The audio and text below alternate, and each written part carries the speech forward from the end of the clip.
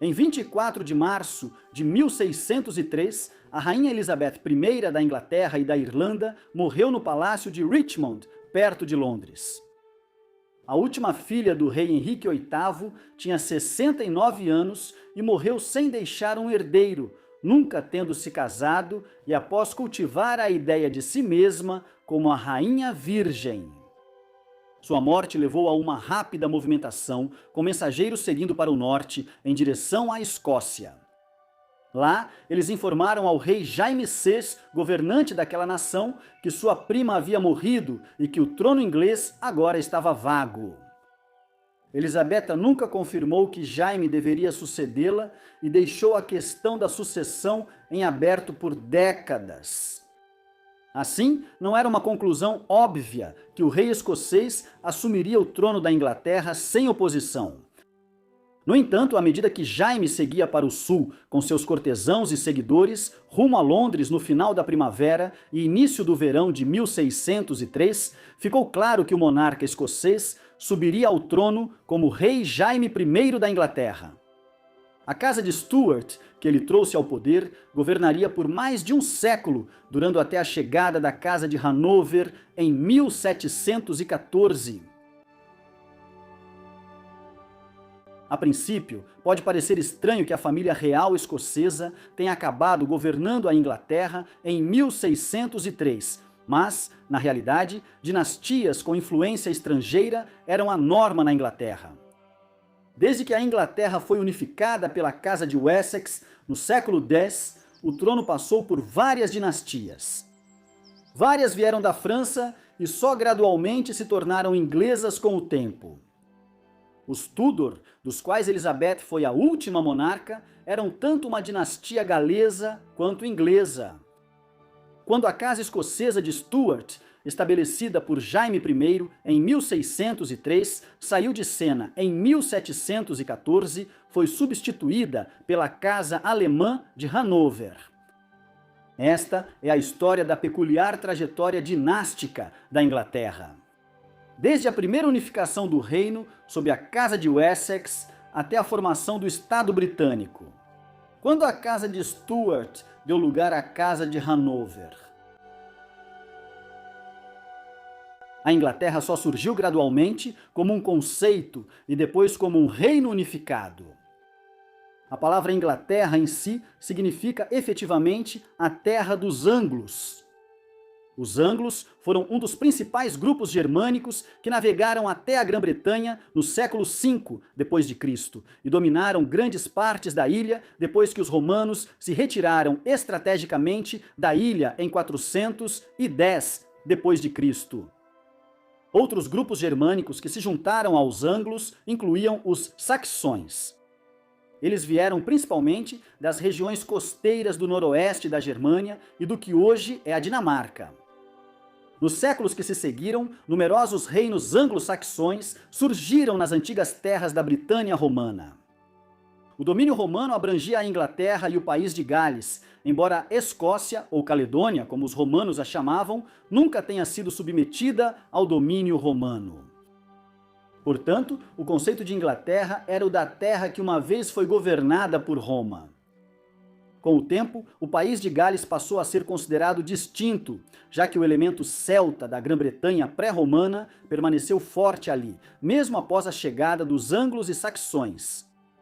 Um governante do mais poderoso reino anglo-saxão, o rei Offa da Mércia, chegou até a construir um grande dique ou uma série de obras defensivas de terra ao longo da fronteira entre a Inglaterra e o país de Gales no século VIII d.C. O reino da Mércia quase conseguiu unir toda a Inglaterra sob seu domínio na época de Offa. Mas alguns reinos, como o reino de Wessex no sul, resistiram à supremacia da Mércia. Isso significa que a Inglaterra só seria unificada em um momento posterior. No século IX, a Inglaterra havia se tornado ainda mais dividida, embora isso fosse um prelúdio para uma posterior unificação do país.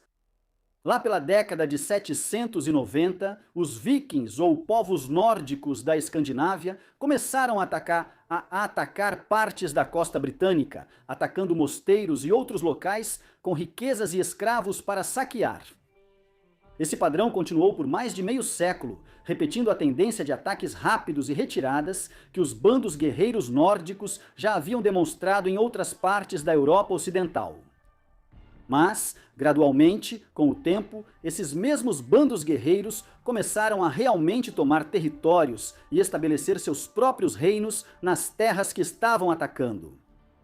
No caso da Inglaterra, o que os cronistas cristãos da época chamaram de Grande Exército Pagão chegou no ano de 865 e começou a conquistar grandes partes do leste e do norte do país, em torno da Nortúmbria e da Anglia Oriental. A Mércia, que tinha sua principal base de poder no noroeste da Inglaterra e nas Midlands, foi enfraquecida e se tornou vassala dos dinamarqueses por um tempo. Mas quando os dinamarqueses se moveram para o sul para tentar conquistar o Essex, na década de 870, eles já estavam perdendo força. Em 878, o jovem rei de Wessex, Alfredo, derrotou os dinamarqueses na Batalha de Edington. Nos 20 anos seguintes, até sua morte em 899, ele começou a unir grande parte da Inglaterra sob seu domínio, trazendo a Anglia Oriental e a Mércia, em grande medida, sob o controle de Wessex. Esse foi o início do estabelecimento do Reino da Inglaterra, e Alfredo é frequentemente visto como o primeiro rei da Inglaterra, embora isso não seja exatamente verdade. A Nortúmbria permaneceu sob domínio dinamarquês por décadas, e a Mércia também era apenas frouxamente controlada pela Casa de Wessex nessa época. Alfredo é conhecido como Alfredo, o Grande, não porque conseguiu unificar totalmente a Inglaterra sob seu domínio, mas porque ele conseguiu deter o avanço dinamarquês, começou a forçar os dinamarqueses na Anglia Oriental e em outros lugares a se converterem ao cristianismo. E também porque ele abriu caminho para a unificação completa do reino por seu filho e neto no século X. Ele foi sucedido por seu filho Eduardo o Velho. Em um desenvolvimento um tanto confuso, historiadores de séculos posteriores, ao olharem para a história da Inglaterra medieval, escolheriam chamar esses monarcas anteriores por um nome descritivo como o Grande ou o Ancião, em vez de um número régio como Alfredo I ou Eduardo I. Eduardo o Ancião foi discutivelmente o primeiro rei da Inglaterra. Seu pai, Alfredo, havia se proclamado Anglorum Saxonum Rex, que significa Rei dos Anglo-Saxões, afirmando a crença de que governava todos os anglo-saxões, e não toda a Inglaterra. Eduardo o Ancião continuou usando esse título, mas conseguiu submeter Mércia e Nortúmbria ao seu governo por um tempo, o que significa que ele esteve por um breve período no comando de praticamente toda a Inglaterra atual. No entanto, foi realmente seu filho, Aethelstan, que sucedeu Eduardo em 924, quem foi o primeiro rei indiscutível da Inglaterra. Aethelstan finalmente subjugou Mércia e Nortúmbria completamente ao seu governo e unificou o reino. Em 927, ele começou a usar o título Rex Anglorum, que significa Rei dos Ingleses. Ele até mesmo mais tarde se declarou em cartas reais e moedas como Rex Totius Britanniae, rei de toda a Bretanha. Apesar de ser uma afirmação grandiosa para um governante que ainda não tinha controle significativo sobre partes do país de Gales ou da Escócia. Aethelstan foi o primeiro rei indiscutível da Inglaterra. A dinastia que seu avô, seu pai e ele estabeleceram é conhecida como Casa de Wessex. De modo geral, as pessoas não tinham sobrenomes na Europa no início da Idade Média e, por isso, a primeira família real da Inglaterra era conhecida pelo reino que governavam. A Casa de Wessex, teoricamente, governou a Inglaterra por quase um século e meio, depois que Aethelstan começou a se declarar Rex Anglorum em 927. No entanto, esse foi um período complexo da história inglesa. Apesar de o país ter ficado unificado no século X e início do XI, os dinamarqueses ainda foram um problema.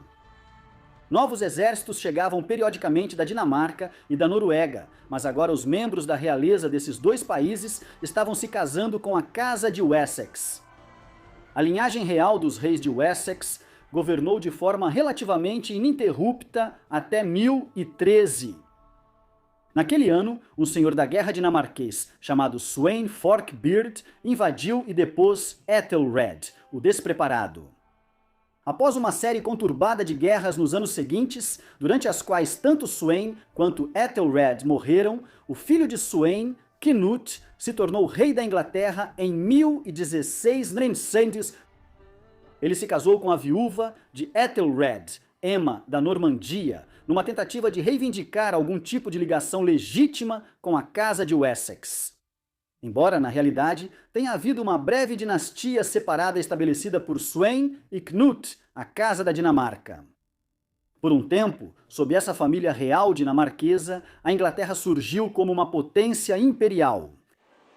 Cnut também se tornou rei da Dinamarca em 1018 e depois da Noruega em 1028, o que significa que por um período ele governou um extenso império do Mar do Norte. Cnut, o Grande, como é frequentemente chamado, governou até 1035. Após sua morte, dois de seus filhos, Harold Pé de Lebre e Hata Knut, deram continuidade à Casa da Dinamarca até 1042. Mas quando Hata Knut morreu repentinamente e sem herdeiro, Eduardo, o Confessor, filho de Ethelred, o despreparado que havia sido deposto 30 anos antes, restabeleceu a Casa de Wessex como governantes da Inglaterra. Eduardo, o Confessor, recebeu esse nome por causa de sua intensa devoção religiosa. O século XI foi um período de renascimento cristão, que culminaria no lançamento das cruzadas para a Terra Santa e contra os pagãos do norte da Europa no final do século. No caso de Eduardo, o cristianismo possivelmente o levou a adotar um voto de celibato, apesar de ser casado com Edith de Wessex, filha de um dos condes mais poderosos do reino. O celibato é problemático para qualquer monarca, especialmente na Idade Média, quando seu principal dever era ter filhos e preservar a linhagem real.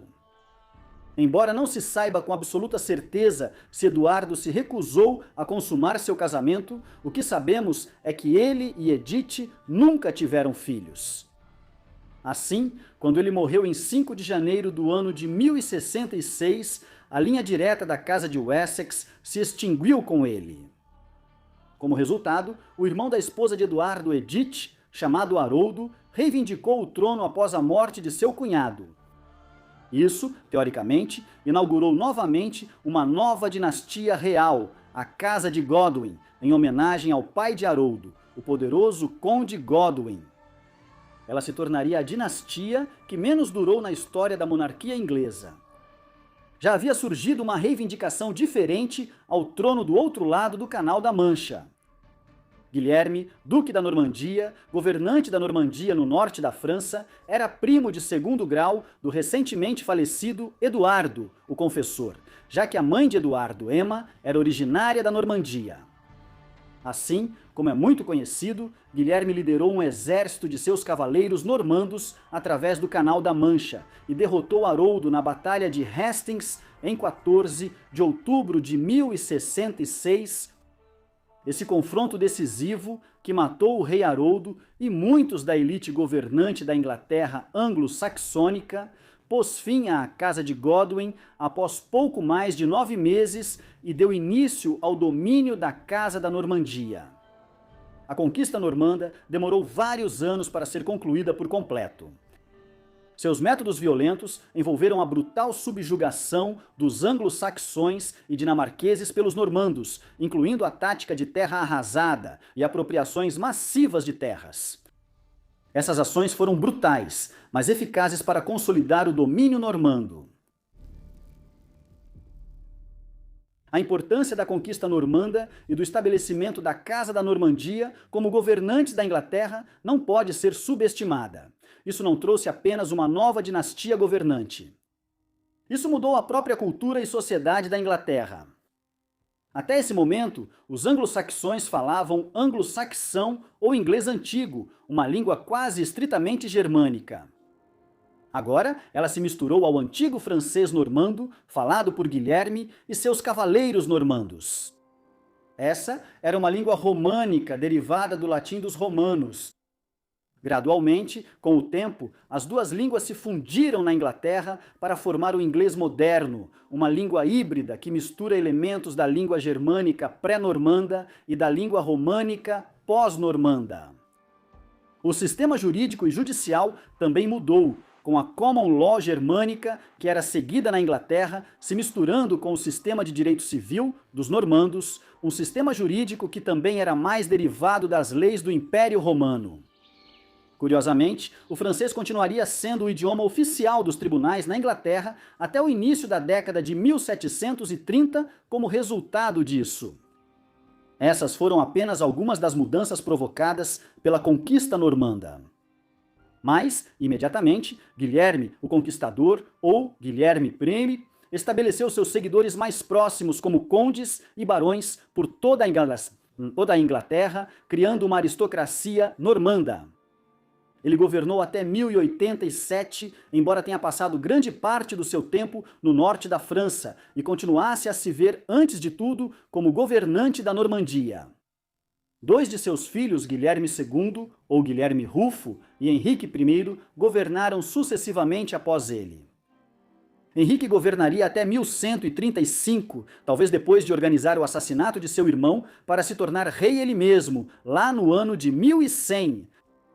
Grande parte de seu reinado foi marcada por uma crise de sucessão após seu único herdeiro legítimo do sexo masculino, Guilherme Adeline, ter sido morto em um acidente marítimo conhecido como a Tragédia do Navio Branco, em novembro de 1120. Henrique passou boa parte do restante de seu reinado tentando convencer seus nobres de que sua única filha legítima sobrevivente, Matilde, deveria sucedê-lo. No entanto, numa época em que liderar homens em batalha era um dos principais deveres de um monarca, a ideia de uma governante mulher acabou se mostrando impossível de ser aceita por seus senhores.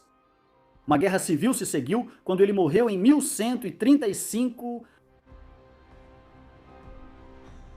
A anarquia, como ficou conhecida, foi um intenso período de guerra civil que começou em 1135 e durou até 1154.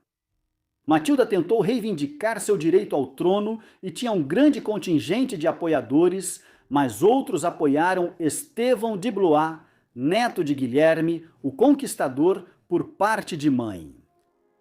No entanto, Estevão foi o rei de fato durante grande parte do período da anarquia. Ambos os lados conseguiram capturar seus respectivos rivais durante os anos de guerra civil, apenas para vê-los escapar ou serem resgatados novamente. Enquanto ambos também enfatizavam que eram o monarca legítimo. A Inglaterra foi dilacerada nesse processo. Os cronistas medievais do século XII deixam claro que o período da anarquia foi uma época particularmente destrutiva para o país. Grandes partes da Inglaterra ficaram arruinadas durante o conflito. No final, a guerra entre Estevão e Matilde só chegou a um fim concreto em 1154, porque o herdeiro designado por Estevão, Eustácio, havia falecido antes dele em 1153. Como resultado, quando o próprio Estevão se morreu no ano seguinte, isso abriu caminho para que o filho de Matilde, Henrique, se tornasse o rei Henrique II. Os nomes das casas dinásticas mudam quando a sucessão ocorre pela linha feminina. O que isso significa é que, embora Henrique tenha se tornado rei com base em sua descendência materna de Guilherme, o Conquistador, ele se tornou o primeiro monarca da Casa de Plantageneta, porque seu pai era Godofredo Plantageneta. Godofredo era o governante do condado de Anjou, no noroeste da França, o que significa que a Casa de Plantageneta também era, teoricamente, uma casa dinástica francesa. Henrique II governaria a Inglaterra por 35 anos. Foi um reinado frequentemente controverso, principalmente por causa dos seus esforços para afirmar um maior controle da coroa sobre a Igreja inglesa, uma medida que o levou a entrar em conflito com o arcebispo de Cantuária, Thomas Becket. Thomas Becket acabou sendo assassinado em 1170 por apoiadores de Henrique durante a disputa. O que tornou isso especialmente hediondo foi que o assassinato ocorreu em solo sagrado, na própria Catedral de Cantuária. Além disso, Henrique elevou a coroa inglesa a uma posição de poder sem precedentes, exceto talvez pelo breve período em que Canuto governou o Império do Mar do Norte um século e meio antes. Henrique governava a Inglaterra e controlava a Normandia e outras terras francesas, herdadas por meio da Casa Real da Normandia. A herança de seu próprio pai lhe trouxe o condado de Anjou, na França, enquanto o casamento de Henrique com Leonor da Aquitânia o colocou no controle de uma grande parte do oeste da França. Essas terras eram centradas na Aquitânia e na Gasconha, além da importante cidade portuária de Bordeaux. Além disso, a coroa inglesa já exercia um controle extenso sobre o país de Gales, embora esse controle ainda não fosse completo. Henrique II mostrou ainda mais seu poder e tentou tornar vassalos tanto o rei da Escócia quanto os duques da Bretanha, no noroeste da França. Finalmente, em 1169, Henrique autorizou a invasão da Irlanda por alguns de seus principais nobres, iniciando uma história de intervenção inglesa na Irlanda que ainda ressoa até hoje. Tanto era o poder da coroa inglesa nos estágios finais do reinado de Henrique II que os historiadores geralmente falam hoje em dia sobre um Império Angevino. O nome Angevino deriva do condado de Anjou, que abrangia a Inglaterra e o país de Gales, partes da Irlanda e quase metade da França moderna, especialmente no norte e no oeste. O Império Angevino da Casa de Plantageneta revelou-se quase tão efêmero quanto o Império do Mar do Norte de Canuto, o Grande. O problema era que, quando Henrique morreu em 1189, seu filho e herdeiro, Ricardo Coração de Leão, ou Rei Ricardo I, estava prestes a partir para liderar a Terceira Cruzada à Terra Santa. Esta foi, possivelmente, a mais famosa de todas as cruzadas, pela maneira como Ricardo e o senhor da guerra muçulmano, Saladino, disputaram entre si pelo controle de Jerusalém. No entanto, o foco de Ricardo na reconquista daquela cidade fez com que ele passasse a primeira metade de seu reinado longe de casa. Em sua ausência, seu irmão mais novo, João, muito menos capaz, tentou se revoltar contra os nobres que Ricardo havia instalado para governar em sua ausência. A coroa foi enfraquecida, principalmente porque Ricardo havia direcionado tantos recursos para a cruzada e muitos daqueles que haviam sido subjugados pela coroa inglesa. Na França, Escócia e País de Gales, durante a época de Henrique II, começaram a exercer uma independência renovada. Ricardo acabou retornando aos seus domínios na Europa Ocidental em 1194, depois de basicamente fortalecer a causa dos cruzados na Terra Santa, mas sem conseguir retomar Jerusalém. Ele passou os 5 anos seguintes tentando restabelecer o controle total sobre o Império Angevino. No entanto, em 1199, ele morreu com apenas 41 anos de idade devido a um ferimento que sofreu em batalha e que acabou gangrenando. Seu casamento com Berengária de Navarra, uma princesa da região basca, no norte da Espanha, não teve filhos, já que o casal passou pouco tempo junto após se casar enquanto ele estava na cruzada. Portanto, João ascendeu ao trono como Rei João I. Talvez haja uma razão pela qual nunca houve um Rei João II. O primeiro se mostrou um desastre como monarca. Ele entrou em conflito com a Igreja e foi excomungado pelo Papa. Mas, desastrosamente ainda, ele entrou em guerra com a coroa francesa e conseguiu perder a grande maioria dos extensos domínios de sua família na França, incluindo o Ducado da Normandia, as terras de onde Guilherme, o Conquistador, havia lançado sua conquista da Inglaterra. Não foi apenas que João conseguiu perder a maior parte dos vastos territórios da Casa de Plantageneta na França em uma guerra desastrosa a partir de 1202. Ele também teve intensos conflitos com seus nobres na Inglaterra.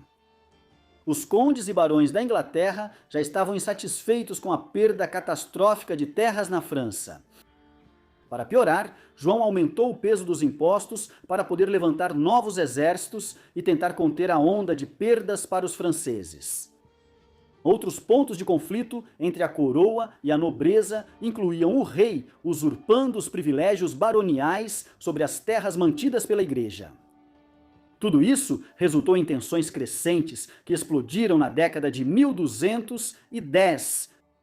Em 1212, alguns barões conspiraram sem sucesso em um plano para matar João. A situação piorou em 1214, quando João perdeu efetivamente sua batalha contra os franceses e suas derrotas no continente foram confirmadas. À medida que a pressão sobre o rei aumentava, ele concordou em emitir uma carta real, conhecida como Magna Carta, que em latim significa Grande Carta, em 1215. A Magna Carta é um documento fundamental da história constitucional inglesa e no desenvolvimento da democracia moderna. Ela afirmava que havia certos direitos detidos pelos nobres do reino que precisavam ser reconhecidos e respeitados pelo rei.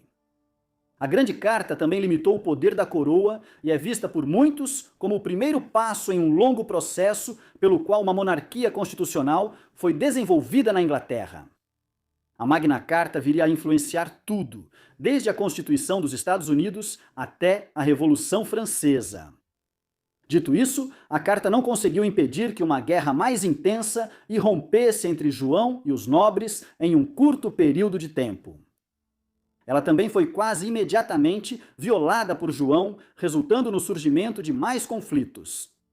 Esta foi a Primeira Guerra dos Barões, que durou de 1215 a 1217 e foi marcada pela morte de João em 1216 por disenteria. A morte prematura de João, aos 49 anos de idade, fez com que seu filho Henrique, que acabara de completar 9 anos, o sucedesse como rei Henrique III. Essa não era uma situação ideal para um reino em crise, e mesmo assim o reinado de Henrique se mostrou comparativamente mais bem-sucedido. Foi longo, na verdade, o mais longo da história política inglesa até então, com Henrique governando até 1272, 56 anos depois de ter subido ao trono. Ele estabilizou a situação depois que começou a governar por conta própria na década de 1220. Ele também tentou retomar o esforço de guerra na França para recuperar algumas das terras perdidas por seu pai, mas não teve sucesso. Em vez disso, Henrique acabou chegando a acordos com os franceses, nos quais o rei inglês evidentemente começou a aceitar a realidade da situação. Henrique foi, na prática, um monarca bastante discreto, alguém que governou por muito tempo e melhorou a situação que herdou de seu pai, embora sem muito alarde. O maior elogio que poderia ser feito a ele é que ajudou a estabilizar a Inglaterra. O país estava estável ao final de seu reinado, permitindo que seu filho, o rei Eduardo I, se tornasse um dos monarcas mais bem-sucedidos da Inglaterra. Eduardo foi o monarca que mais chegou perto de compensar a perda dos extensos territórios da Inglaterra na França ao quase conquistar toda a Grã-Bretanha. Ele pode reivindicar o título de monarca, que finalmente reduziu o país de Gales ao domínio efetivo da Inglaterra, enquanto, na década de 1290, também conseguiu impor o controle inglês sobre a Escócia por um breve período. Além disso, o controle inglês sobre grandes partes da Irlanda estava se expandindo e atingiria seu auge no início do século XIV, antes de entrar em declínio como resultado do que os historiadores chamam de ressurgimento gaélico por lá. Infelizmente, para o rei Eduardo I e a dinastia Plantageneta, reis fortes muitas vezes são seguidos por reis fracos, e isso estava se tornando um padrão muito comum para os detentores do trono inglês. Quando o conquistador do país de Gales morreu em 1307, ele foi sucedido por seu filho, Eduardo II. O novo monarca ficou infame por promover favoritos reais como Piers Gaveston e Hugo Despenser, alguns dos quais podem ter sido seus amantes masculinos. Por sua vez, esses indivíduos e suas famílias exploraram sua influência sobre o rei para construir grandes redes de facções. Eles acumularam poder e riqueza significativos, perturbando o equilíbrio social no processo. Para piorar a situação, a conquista da Escócia foi amplamente revertida, já que figuras locais, como Roberto de Bruce, ampliaram uma revolta contra o domínio inglês. Essa oposição na Escócia já havia surgido na época de Eduardo I, mas agora trabalhava para conquistar a independência escocesa mais uma vez. A situação não melhorou com uma terrível fome que devastou a Europa em meados da década de 1310, cuja importância muitas vezes é negligenciada devido à chegada ainda mais mortal da peste bubônica à Europa 3 décadas depois. Por fim, o favoritismo de Eduardo pela família de Spencer afastou muitos de seus nobres, incluindo o poderoso Roger Mortimer. Posteriormente, ele iniciou um relacionamento com a própria esposa de Eduardo, Isabel da França. E eles depuseram Eduardo II em favor de seu jovem filho, o rei Eduardo III, que se tornou rei em 1327. O jovem Eduardo, 3 de 14 anos, pode até ter se tornado rei da Inglaterra em janeiro de 1327, mas, na prática, quem governava a Inglaterra eram Mortimer e Isabel. Isso até 1330, quando Eduardo demonstrou sua astúcia, ainda jovem ao agir contra Mortimer e mandar matá-lo. Ele então passou a governar por conta própria.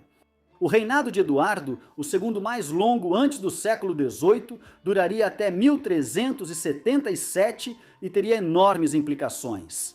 Em 1337, ele entrou em guerra com a França.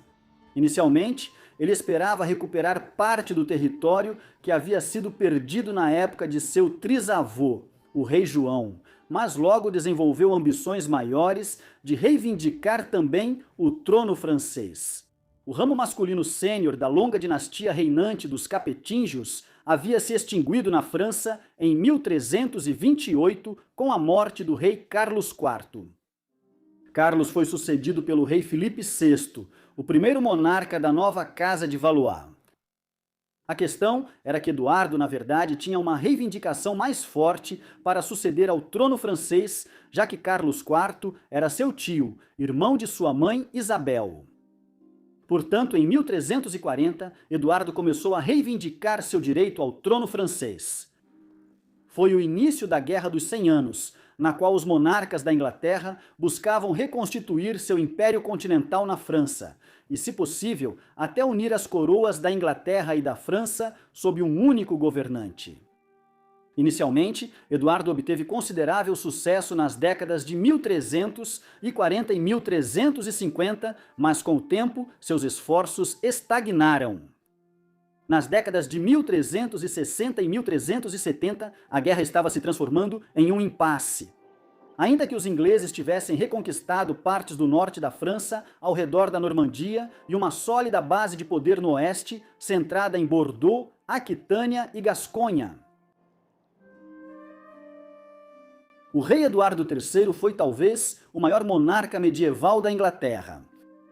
Não foi apenas porque ele revigorou a posição da coroa na França e desfez as humilhações sofridas na época do rei João.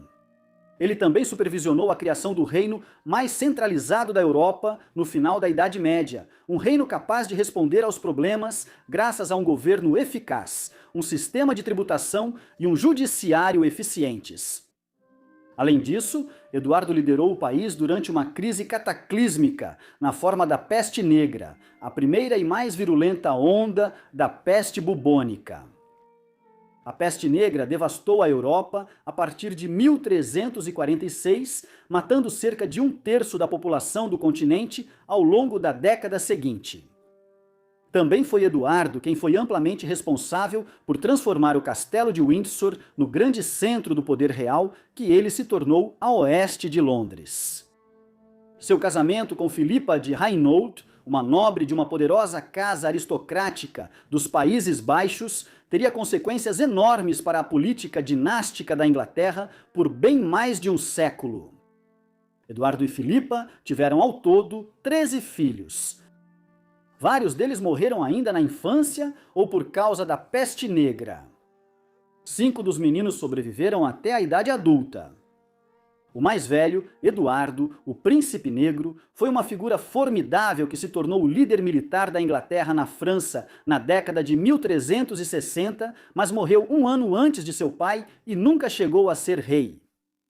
Dos outros, o terceiro, João de Gante, Duque de Lancaster, foi em muitos aspectos o mais importante. João herdou vastas propriedades por toda a Inglaterra e seu ramo da família real se tornou extremamente influente.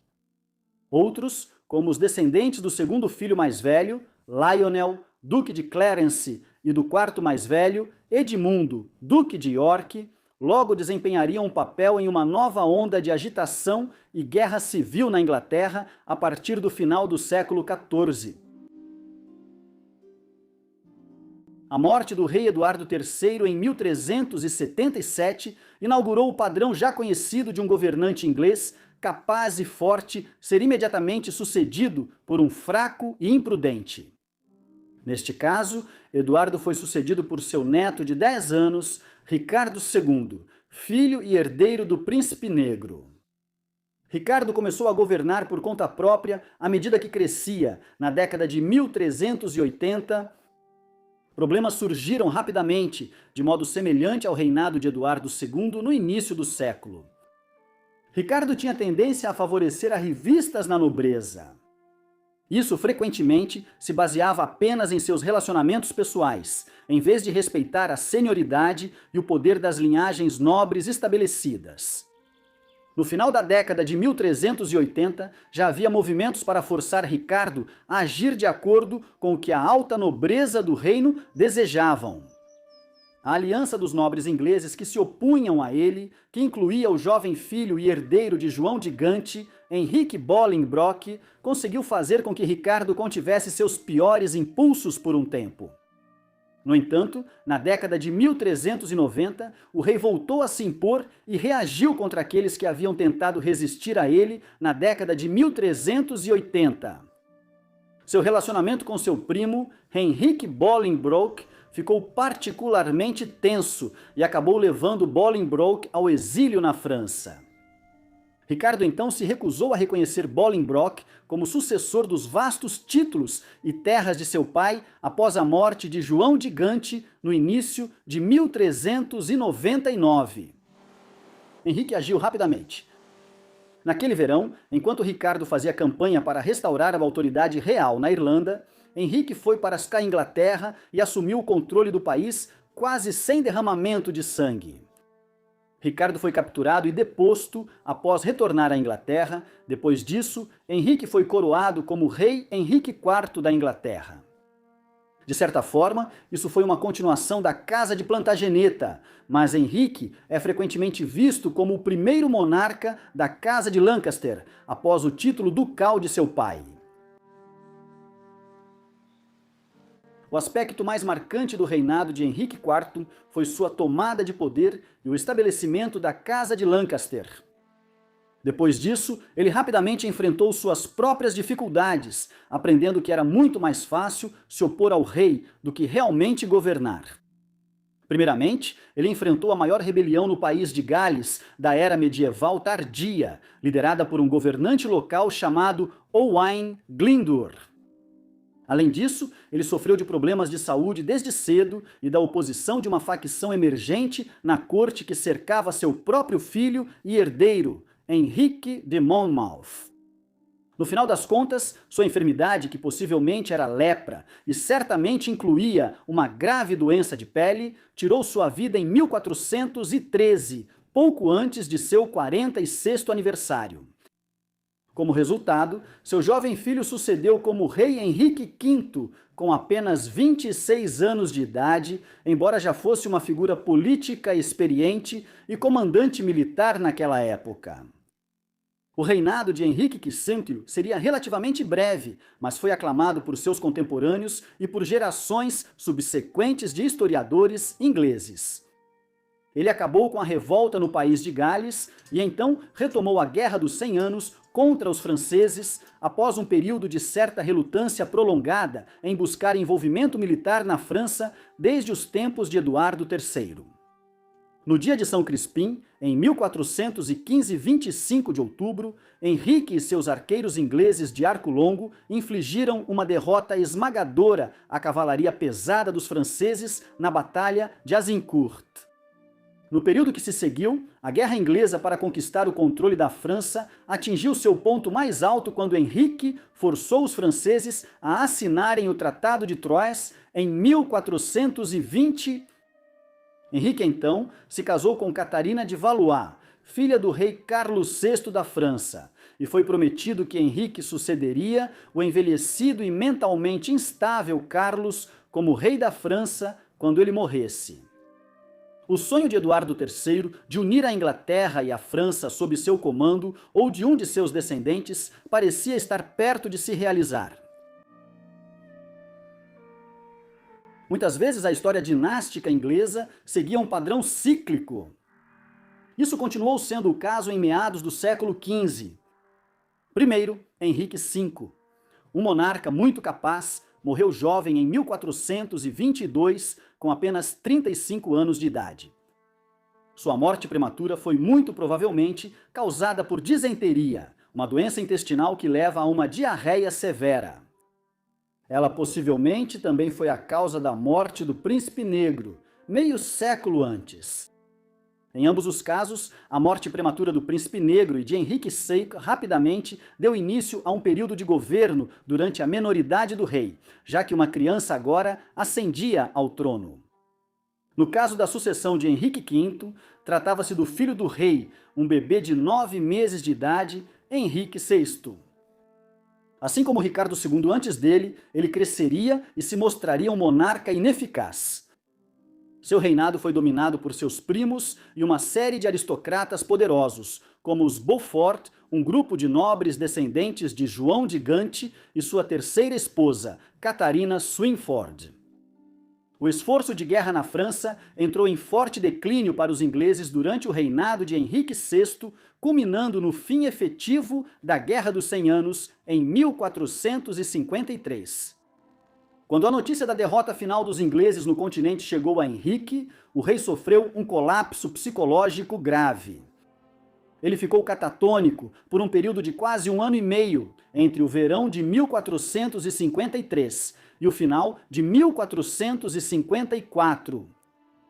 À medida que o reinado dele mergulhava no desastre, o apoio a Ricardo, terceiro duque de York, bisneto do rei Eduardo III, cresceu consideravelmente. Logo, a guerra viria em seguida. A série de conflitos que começou em 1455 ficou conhecida como as Guerras das Rosas, porque a casa governante de Lancaster tinha uma rosa vermelha em seu símbolo heráldico, enquanto a casa de York, liderada pelo Duque Ricardo, tinha uma rosa branca como parte de seu brasão de armas. O início do conflito em 1455 foi surpreendentemente causado pela recuperação parcial de Henrique VI. A recuperação de Henrique garantiu que os Beaufort e outros ao seu redor pudessem reafirmar sua autoridade sobre o rei fraco. Em resposta, os apoiadores de York o incentivaram a ir à guerra. A primeira fase do conflito foi breve e viu Ricardo e os yorkistas conquistarem uma grande vitória na primeira batalha de St. Albans em 22 de maio de 1455. Depois disso, Ricardo foi nomeado Lorde Protetor do Reino, o chefe de fato do governo de Henrique. No entanto, os Beaufort e a rainha de Henrique, Margarida de Anjou, não aceitaram a situação e em 1459 as guerras foram retomadas. Ricardo percebeu cada vez mais que teria que reivindicar o trono para si mesmo, mas morreu na Batalha de Wakefield em 30 de dezembro de 1460, antes que pudesse realizar sua ambição. Em vez disso, coube ao seu filho e herdeiro Eduardo fazê-lo. Ele conquistou uma série de vitórias impressionantes nos primeiros meses de 1461 e naquele verão foi coroado como rei Eduardo IV da Inglaterra, estabelecendo a Casa de York como a nova linhagem governante. Haveria um novo esforço em 1470 para derrubar Eduardo e colocar Henrique de volta ao trono, mas isso acabou fracassando em 1471. Naquele ano, Henrique e seu filho e herdeiro, Eduardo de Westminster, foram ambos mortos, colocando fim à ameaça imediata dos lancastrianos ao novo monarca iorquino. A Casa de York poderia muito bem ter continuado a governar a Inglaterra por décadas ou até séculos, se não fosse pela morte prematura de Eduardo em 1483, causada por alguma doença desconhecida, talvez febre tifoide ou pneumonia. Ele deixou 2 filhos jovens e saudáveis, um dos quais imediatamente o sucedeu como rei Eduardo V. Mas as ações do irmão de Eduardo IV, Ricardo, Duque de Gloucester, acabariam por minar a nova dinastia. Ele foi nomeado regente de seu sobrinho de 12 anos após a morte de seu irmão em 1483. Ele quase imediatamente agiu para garantir o trono para si mesmo. Eduardo V e seu irmão foram colocados em cativeiro na Torre de Londres, nunca mais sendo vistos, enquanto Ricardo logo se proclamou como Rei Ricardo III. Esse ato hediondo contra seus próprios sobrinhos abriu uma oportunidade para um galês ambicioso chamado Henrique Tudor, que nessa época estava exilado na Bretanha e na França. A reivindicação de Henrique ao trono vinha de sua mãe, Margarida Beaufort. No entanto, era uma reivindicação muito fraca, pois os filhos Beaufort haviam nascido fora do casamento e só foram legitimados no final da vida de João de Gaunt, com a condição de que nunca poderiam suceder ao trono da Inglaterra. Além disso, pelo lado do pai, Henrique era na verdade em grande parte galês.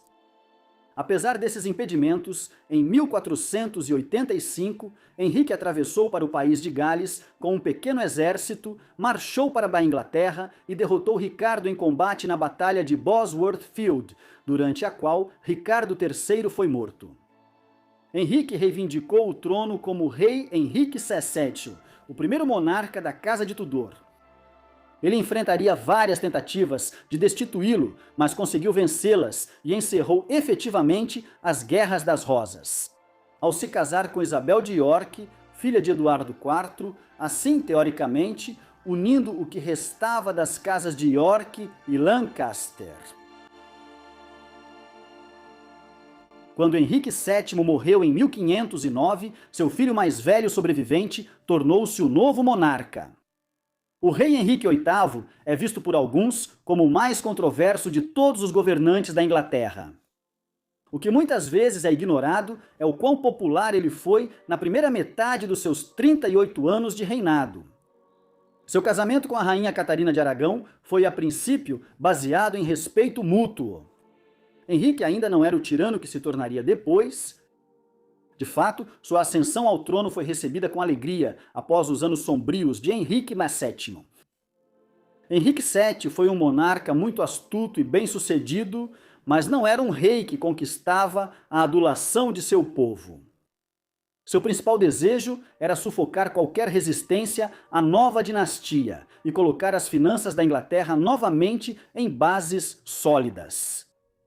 Henrique VIII, em contraste, era jovem, atlético e determinado a renovar a guerra com os franceses. Com o tempo, as coisas mudaram, porém. Na década de 1520, seu casamento com Catarina de Aragão tinha resultado apenas em uma filha saudável. Henrique não tinha um herdeiro masculino legítimo para garantir a sucessão real.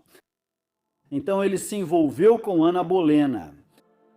Logo, ele ficou obcecado em se divorciar de Catarina e se casar com Ana. Ele tinha certeza de que Ana lhe daria o filho que precisava. No final, Henrique teve que romper com a Igreja Católica Romana e teve seu governo infiltrado por uma facção protestante para conseguir o divórcio, embora ele mesmo não fosse protestante. Quando Ana não conseguiu rapidamente lhe dar um herdeiro masculino, os piores impulsos de Henrique realmente vieram à tona. Ele teria mais 4 esposas até o início da década de 1540, Joanna Seymour, Ana de Cleves, Catarina Howard e Catarina Parr. No final, apenas uma das 6, Joanna Seymour, lhe deu o filho que ele queria, um menino chamado Eduardo. Enquanto isso, Henrique havia se tornado uma figura diferente, tirânica. O início da reforma protestante por Henrique foi seguida pela dissolução das ordens religiosas na Inglaterra, uma decisão que trouxe enormes quantias de riqueza para seus cofres. Ele logo desperdiçou tudo isso em uma nova e inútil guerra contra os franceses na década de 1540, que não alcançou quase nada.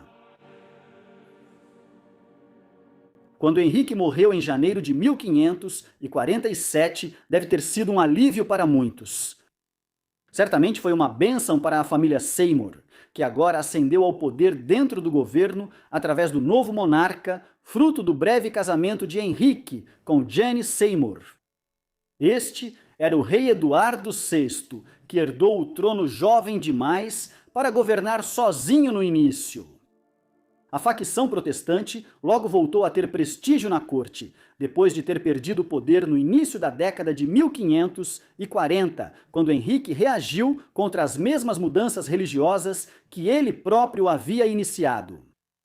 Uma reforma protestante mais profunda foi realizada por volta de 1550, inclinando-se para o calvinismo, o ramo mais austero do protestantismo que havia sido desenvolvido em Genebra por João Calvino na década de 1530. Por exemplo, a missa em latim foi substituída por um serviço religioso em inglês, conforme determinado pelo primeiro livro de oração comum, publicado em 1549. À medida que Eduardo chegava à adolescência, ficava claro que ele também demonstrava crenças protestantes fervorosas.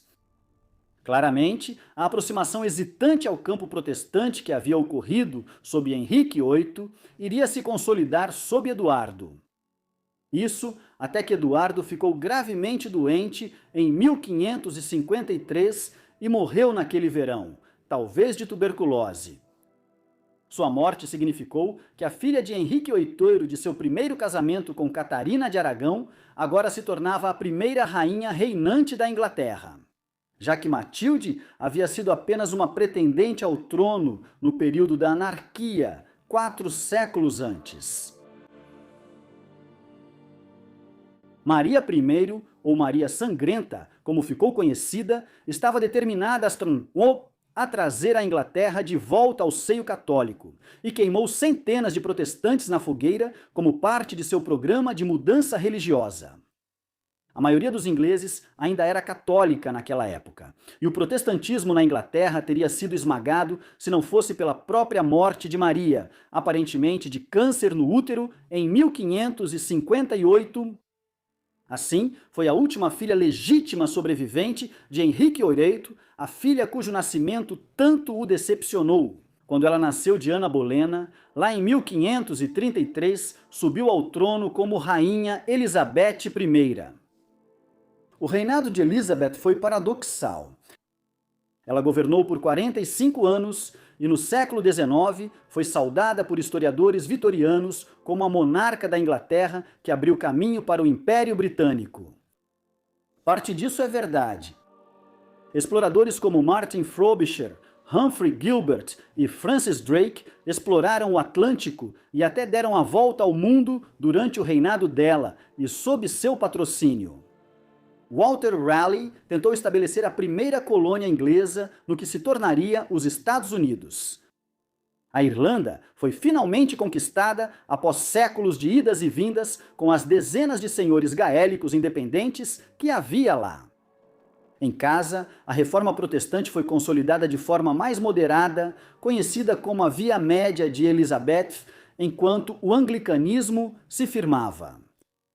A Inglaterra ainda conseguiu travar uma longa guerra contra a Espanha, a primeira superpotência verdadeiramente global do mundo, durante o reinado dela. Tropas inglesas ajudaram a República Holandesa a conquistar a liberdade do domínio espanhol, e a Inglaterra resistiu a várias tentativas espanholas de invasão. A mais famosa dessas, é claro, foi a tentativa de invasão pela Armada Espanhola em 1588.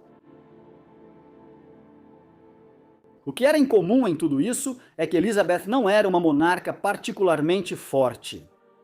Ela adiava e procrastinava todas as decisões que precisavam ser tomadas, muitas vezes deixando os membros de seu conselho privado, o gabinete de ministros que realmente administrava o reino no dia a dia, loucos com sua indecisão. Além disso, havia uma psicologia complexa na mulher cuja mãe havia sido executada por ordem de seu próprio pai quando ela ainda era apenas um bebê. Elizabeth nunca se casaria, embora a exigência de produzir um herdeiro fizesse com que ela recebesse inúmeros pretendentes reais da França e até mesmo da Suécia durante as décadas de 1560 e 1570.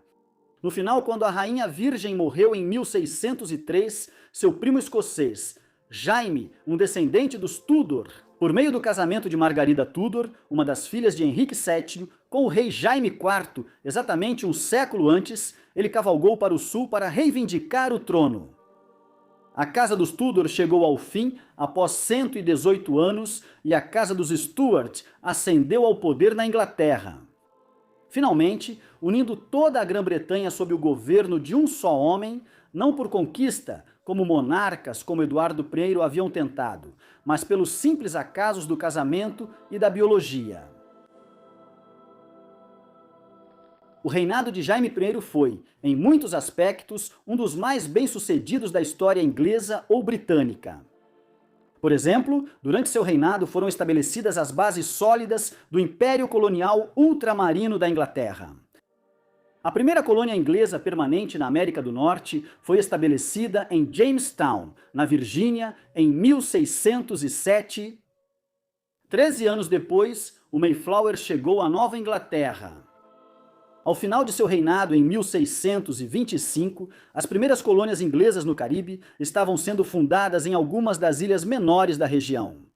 O reinado de Jaime também teve implicações de longo alcance para a Irlanda, já que a colonização do Ulster trouxe milhares de colonos escoceses para o norte do país, um desenvolvimento que ainda tem consequências hoje em dia. Mas Jaime também era um monarca perdulário, que era imprudente ao esbanjar presentes financeiros para seus favoritos da corte. Isso contribuiu em certa medida para as dificuldades do reinado de seu filho, o rei Carlos I. No entanto, não se tratava simplesmente de Carlos ter herdado finanças ruins.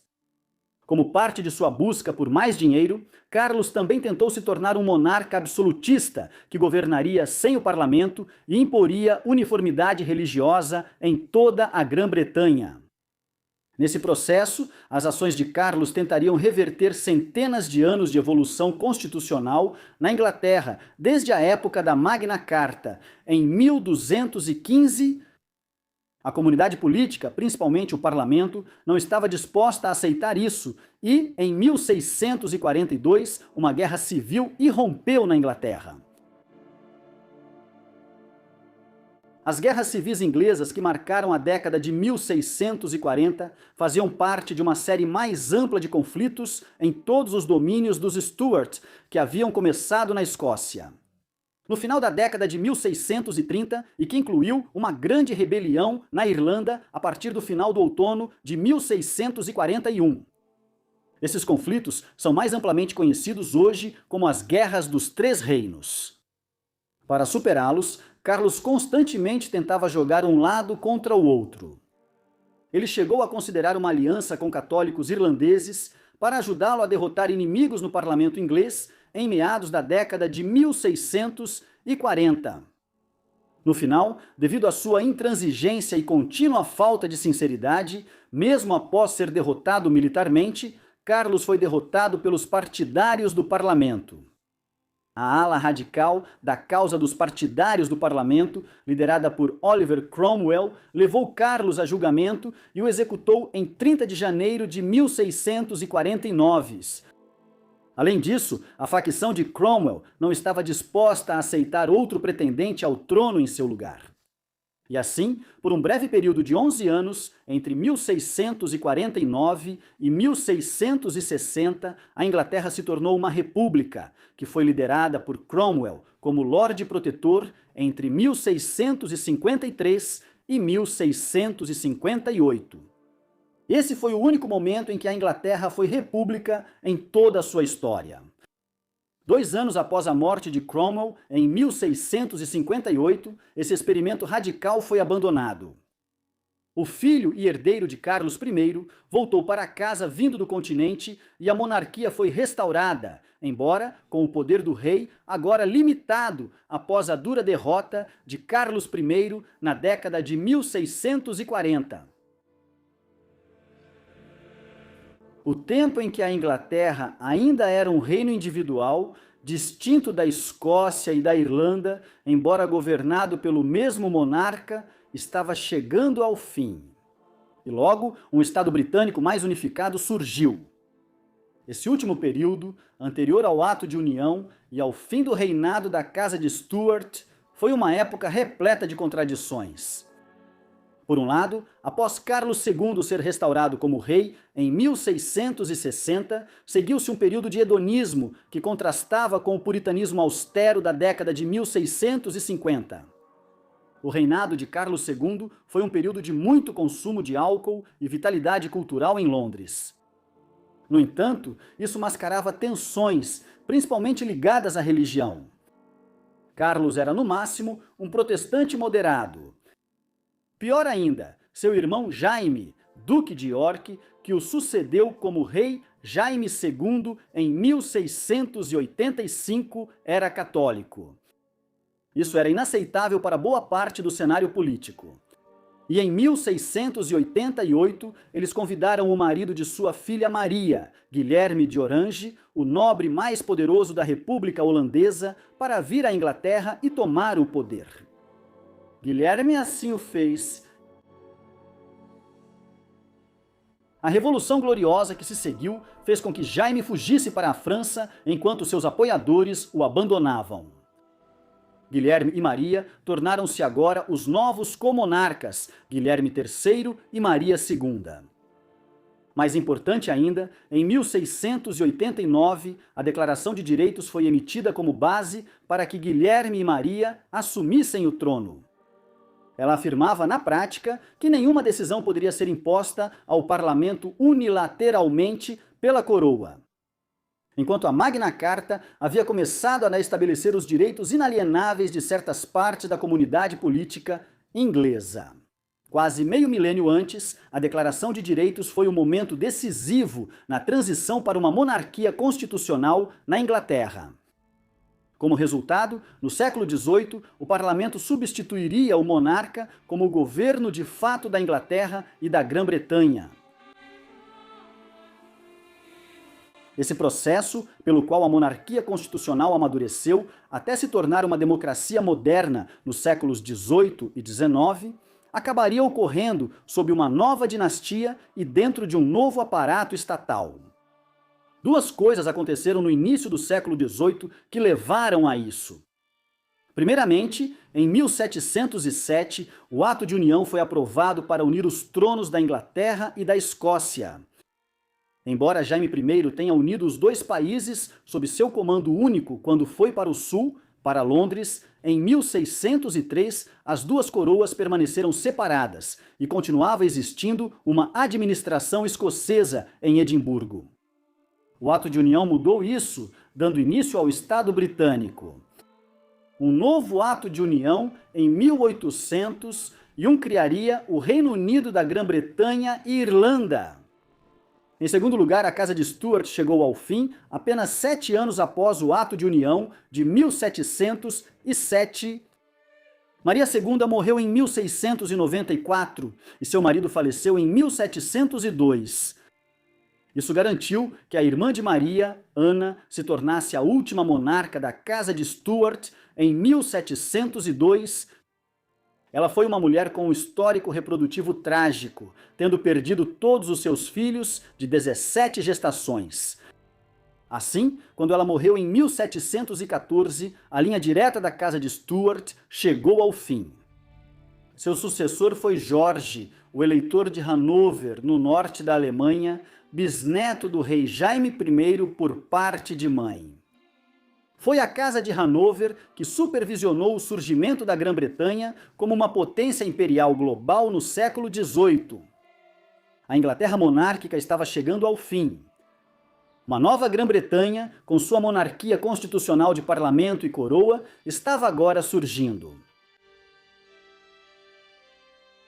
A história dinástica da Inglaterra, entre o surgimento do primeiro reino unificado da Inglaterra no século X e o ato de união em 1707, é uma história complexa. Uma que envolve mais de 9 dinastias, se considerarmos a Casa de Lancaster e a Casa de York como distintas da Casa de Plantageneta. Ela também inclui a efêmera Casa de Godwin em 1066. Dessas dinastias, a maioria veio de fora da Inglaterra, pelo menos pelo lado paterno masculino. A Casa da Dinamarca do século XI, por exemplo, era uma linhagem real dinamarquesa, enquanto as casas da Normandia e Plantageneta tinham origens na França. Os Tudor vieram do país de Gales pelo lado masculino e os Stuart vieram da Escócia. Agora, eles estavam sendo substituídos por uma família alemã, embora todos tivessem laços com a Inglaterra, especialmente pelo lado materno de cada família.